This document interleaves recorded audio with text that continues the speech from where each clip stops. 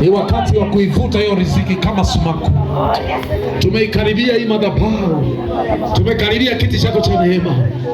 Naivuta hiyo riziki ije kwako, naivuta hiyo riziki yako, iwe ni chakula chako, iwe ni kazi itakayoleta chakula chako, iwe ni biashara mafaida itakayoleta. Naivuta kama sumaku popote ilipo. Hautaishi kwa mateso, hautaishi kama aliyeachwa, hautaishi kama yatima, hautaishi kama mjane. Kitakuwepo chakula cha kukutosha na hata kumgawia mhitaji kwa jina la Yesu. Navuta hiyo riziki icho kwa nguvu. Mahali walikufarakanisha na biashara zako, walikufarakanisha na miradi yako,